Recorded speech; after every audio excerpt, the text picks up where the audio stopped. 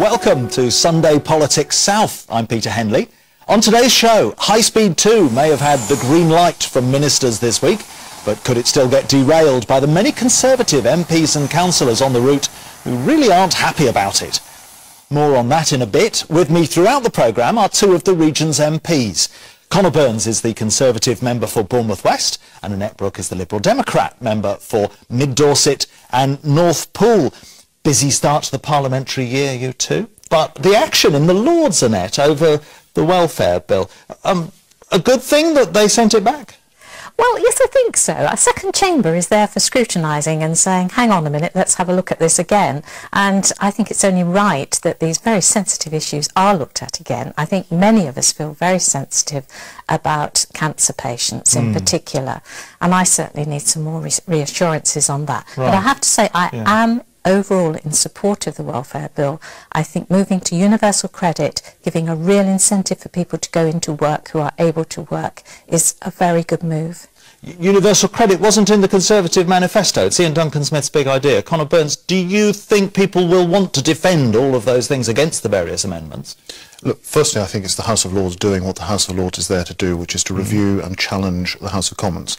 The House of Lords does a very good job of that sort of thing, which is why I'm slightly surprised the Deputy Prime Minister wishes to abolish it, but that's a side issue. It is, getting rid of the Lords is an abolishment of the Lords, not a reform of the Lords. This is going to be an opportunity for those of us in the House of Commons to make this case again. Welfare reform is something that has been urgent in this country for 15 years. Tony Blair tried, he backed off. The universal credit, which you say wasn't in the manifesto, over 80% of households will be better off under the universal credit. I think across the coalition we support that. The reality is there are over 5 million people in this country of working age on out-of-work benefits. 1.4 million of those have been out of work and on those benefits for more than a year. The country needs to fix this. And I welcome it coming back, and I welcome us making the case again. Very sympathetic to the point Annette makes about cancer sufferers. We encounter this all the time in our surgeries, and it's dreadful. It's more than just individual groups, isn't it, Annette? I mean, Lord Patel said, robbing the poor to pay the rich. Is that what you went into a coalition for? Well, it certainly isn't, and I think we have to have a balance, and certainly from my perspective as a Liberal Democrat, it's speaking up all the time. There are other aspects in the welfare bill that I'm still very queasy about. For example, the cap on housing benefit. As much as that needs tackling, I'm really worried about the impact on many families. And so I think it's right that we look at everything very carefully. The Liberal Democrats have pushed very hard on some issues, and one thing I've been involved in to some degree has been employment support allowance for people with fluctuating conditions. And I think this government has attempted to look at this very sensitively, bringing in Professor Harrington. All the organisations have been able to have an input, because we get cases now with legacy from the last government, with people with ME, for example, multiple sclerosis, who go for an assessment and they're told they're capable of working, and it just happens they've got a good day, and that's a travesty. And there's so much has been already happening this year, and in Scotland as well. And the film, Iron Lady, about Mrs Thatcher. Now, Conor Burns, I'm going to have to ask you about this, because you're a regular visitor to Mrs Thatcher, aren't you? Yeah, I mean, I had a surreal experience last Sunday. I went to see the film in Leicester Square at 3 o'clock, and I went, as I do most Sundays, to see Lady T. Most Sundays at her home at 6:30. Listen, brilliant piece of acting by Meryl Streep, absolutely amazing. I have to say, I'm pleased to say, that the portrayal of Lady T in the film, the real Lady T, is A, so much better, and B, so much better in herself. It's an inaccurate portrayal of how she now is. And insulting in that way? I think regrettable. I find it difficult to attack people who talk about Lady T as she now is, because of course it was her daughter Carol who wrote about it in the book. So it's in the public domain, but you know the lady is in good form. When I came through the door to see her last Sunday, her first question was, "Now tell me what's been going on in the house." Did you tell her about the film though, as well as what's in the house? Peter, I would have loved to have told her about the film. I think it's flattering that they're making the film, but how do you tell her that they're making a film that portrays her late husband appearing and sort of taunting her? I thought that side of it was a little bit cruel. Okay. Right, let's stop for a second, both of you, and talk a little bit about the other big thing that happened this week. According to its critics, and there are plenty of them, it will cost at least £32 billion, £1,200 per family. just so businessmen can get to Birmingham a few minutes faster. But as the government announced this week that they are going ahead with the HS2, the country's second high-speed rail line running from London to Birmingham, they were also pushing the benefits to the economy of the whole country. This computer animation makes the whole project look very whizzy. The problem for the government is that it whizzes through Tory heartlands, uniting MPs and Conservative councils in opposition. There were concessions this week, longer tunnels to appease critics, but at a cost of millions more on the bill. Making the announcement, the minister was clear, though, about the cost of not going ahead. The price for that would have been paid in lost business, lower growth, fewer jobs, and more miseries for passengers on a network that could not cope with the capacity. Joining us now is Martin Tett, the leader of Buckinghamshire County Council. Martin, the government's point is there's no alternative. What would you spend £32 billion on? Well, I certainly wouldn't be spending it on high speed 2. I mean, the key thing is that Tuesday was described by many independent observers as the triumph of spin over common sense. If you're going to spend £32 billion at a time of sky-high national debt, I mean, you really have to make sure you're spending that money well. There's three key criteria, really. I mean, you have to make sure, first of all, it's good value for money, because that's your money, my money, and the money of every single person watching this programme. You have to make sure there are no viable alternatives, and you've assessed those properly. And lastly, you really have to persuade people that it's genuinely in the national interest. And the interesting thing is, virtually every independent analyst who's looked at this has found the government wanting on all three of those. But just to give you one key example, and there are many, many of them, you know, the whole business case of this trip to Birmingham and the value for money of that rests on the fact that every single minute spent on a train by a businessman is absolutely wasted. But we all know that in an age of iPods and iPads and mobile phones, some of the most productive time any businessman ever spends is on a train. So the idea that it generates billions of pounds to the economy is just absolute nonsense. Well, OK, if they admitted that point, that you can work on a train, you're going to patch this up in the end with your Conservative-led government, aren't you? You're all Conservatives together. It'll be done behind closed doors. Well, this is a coalition government decision. Ironically, of course, this is actually, as Maria Eagle reminded the House on Tuesday, this is Gordon Brown's project. This is Gordon Brown's big dream. It's his big silver bullet. He and Andrew Adonis dreamt this up, and the coalition cabinet have run with it. And I think the problem is that virtually every government gets deluded by the idea that some big prestige project is a silver bullet that solves problems. The reality is, what really solves structural problems in our economy is actually investing in the road and rail infrastructure around the whole country that people actually use today. The broken roads, the broken pavements, the rail trains that are overcrowded, that we really need to sort out. That's what's going to persuade people to invest and bring local jobs when we really need them. OK, let's just go back to Conor and Annette about this. Big projects like this, could a coalition government have the will to push them through? Do you think, Annette? Well, I think so. I mean, my party obviously is in favour of the whole scheme. Details, of course, are really important, and particularly for the local area. I wouldn't like to deny that in any way. And it's an awful lot of money. It's a large sum of money, but we have to think how long since we've had a major investment in our railways. It goes back to the 19th century, I think, something really major, rather than just doing something on the edges, which all of that is important, but it's not solving our fundamental problem of undercapacity.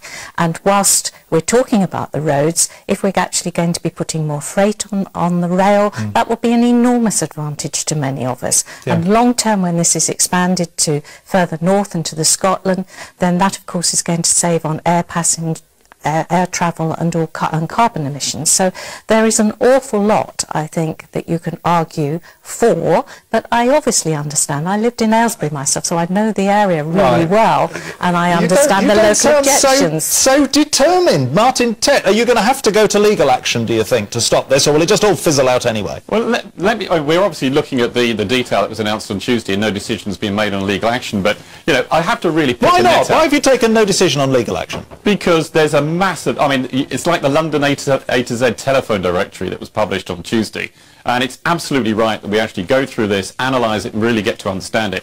And so much is emerging as you get through the detail. There's so much, I'm tempted to say, bad news buried deep on Tuesday. Because, for example, one of the things we've actually found out is that what they call the cost-benefit ratio, the actual value for money of this thing, has dropped yet again. It's now down to, what the government describes as a low value for money. I reckon you are going to go to legal action, aren't you? No, we're not. Not necessarily. Oh, you're not? Oh, no, hang on. No, we're not going to jump to legal action is the point I'm making. We're going to do this in a very considered way. Okay. Because as Annette was saying about the environmental impact, this is not going to take cars off the road, this is not going to substitute for air, and in fact every landing slot at Heathrow that's freed up anyway is going to be substituted with a long-haul flight. BAA have said that. So it's going to have a very negative effect in terms of carbon. This is all spin. Okay, Martin Tett, thank you very much for joining us. Thank you very much indeed. It's about now that we all start getting the bad news about Christmas as the bills start landing on our doormats. For many, the only answer to a temporary cash flow crisis will be the so-called doorstep lenders with expensive interest rates. But new rules that the government brought in from the start of the year could mean credit unions will be moving in on some of that business. No idea what a credit union is? Nicola Murray has all you need to know.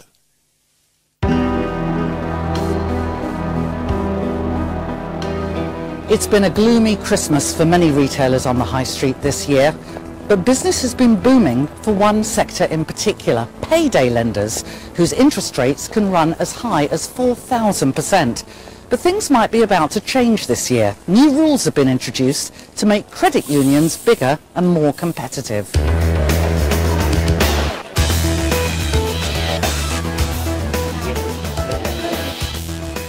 The United States Navy has a credit union, the White House has a credit union. In this country you get police credit unions, but you also get credit unions based on regions or geographic areas where you might live or work. So our common bond has been anyone who lives or works in Hampshire and very soon the Isle of Wight.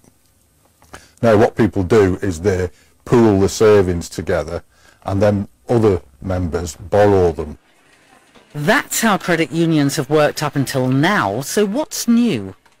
What's being removed is the obstacle to credit unions achieving in this country on the scale that they've achieved everywhere else, where they are people's main financial service provider, where you have your salary, your income, all your income paid in to your credit union, and your credit union offers you a mortgage and manages all your bill payments and everything else. It's opening the credit union membership up to businesses and organisations. All in all, it will free us up to do more for more people and to be more attractive to people who currently don't see the point in credit unions. Credit unions may be popular with the US Navy, but how many people have heard of them here in the UK? No. No. I have to get a credit union, but not here. Where the union, it looks after your credit or something, or something goes wrong and then... I know what a union is. They're for people who can't afford much and they got low interest rates. With so few people apparently aware of their existence, will these changes enable credit unions in the UK to become serious competitors with the banks? They will help credit unions consolidate themselves in the limited market in which they operate. But we shouldn't imagine that they're going to start providing competition for banks, and they still have to erode the commercial sector's market, which is a very efficient one. And that commercial market targets people who aren't able to go to the bank for money, like unemployed single mother of two, Helen Eatwell, who felt she had no choice but to turn to a doorstep lender, and her debts more than doubled. I knew I shouldn't have gone to them, to be honest, but I had no choice. Then a statement came through from my housing association, Sentinel, and I had a card on there called Credit Union. Didn't pay no attention to it, to be honest, to start with. Went to a bank, see if my bank could help me, get a loan, etc. But no, they weren't interested unless you were obviously working. Went down to these credit union people, and lucky enough they could actually help me. Making credit unions a bigger player isn't likely to worry the traditional high street lenders, but it could give far more people access to much cheaper borrowing when the bank says no. I'm committed to credit unions, and I've been for over 20 years, and I firmly believe there is a future for credit unions alongside the banks, and that if we get it right, people will want to use us. If it wasn't for them, I'd dread to think, what would have happened, to be honest, or where I'd be now.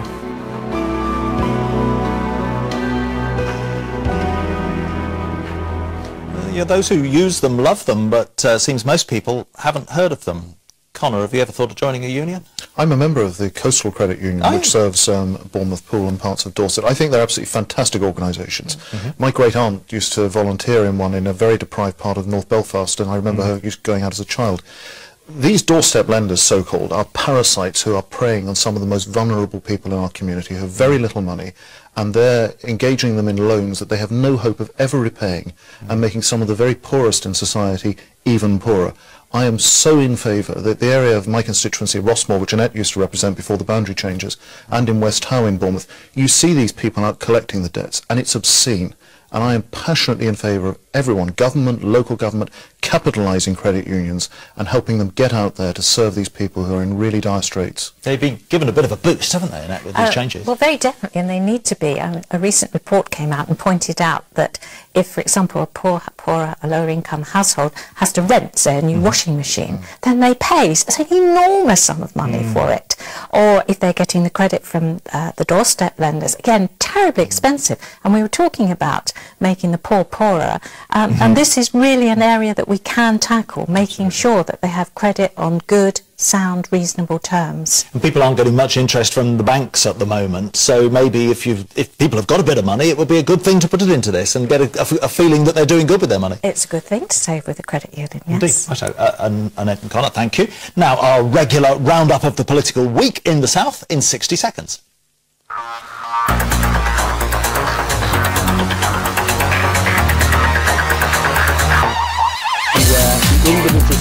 The Prime Minister kicked off the political year in Maidenhead and Bracknell. He gave Waitrose a big society award, and it was all smiles. But then he took a broadside over subsidies from the boss of a Reading solar power company. I'm funding £100,000 payroll a month, not being able to sell anything because of your incompetence. In Dorset, divers had a sinking feeling over plans to chop the Coast Guard rescue chopper. And Southampton's biggest airline, Flybe, cut routes after their profits took a nosedive. 2, 1. Business Minister Mark Prisk made a flying visit to the Isle of Wight, where they're building lightweight carbon fibre engine parts for planes. The robots are so cutting edge we had to blur the pictures. Each one does 5 weeks' work in 10 hours. Mr. Prisk hopes they're his secret weapon for new jobs in the South.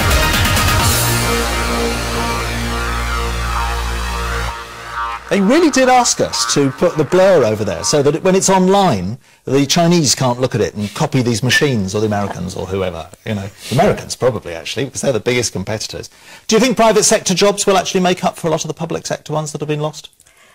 It would be one of the most exciting things for me, for being a member of the coalition, to see manufacturing industry grow again, because it's been dreadful under the Labour government, shrinking and shrinking. It's our future to believe that Britain can be great again, investing in technology, and for me, the coalition now putting the emphasis on growth policies is all important. Sort the problems out, but at the same time stimulate growth.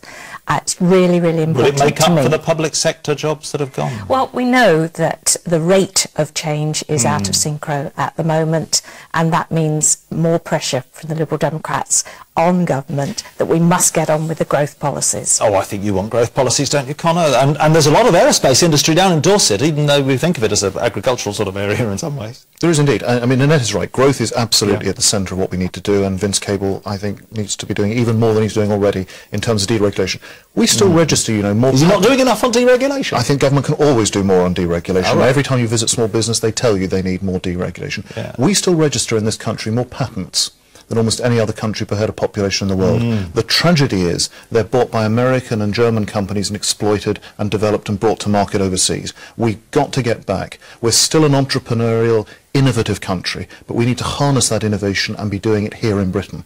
OK. Both of you, thank you very much. Two Dorset MPs with all sorts of ideas on such a wide range of different subjects. Annette Brooke from Poole and Conor Burns from Bournemouth, thank you very much for joining us on this very first Sunday Politics. Don't forget you can keep up to date with what's politically hot during the week by following my blog. There's the address on the screen now. We do hope to see you again next Sunday. We hope you like the new look for Sunday Politics. And you can get in touch with us, of course, through the blog. But for now, from us, it's back to Andrew.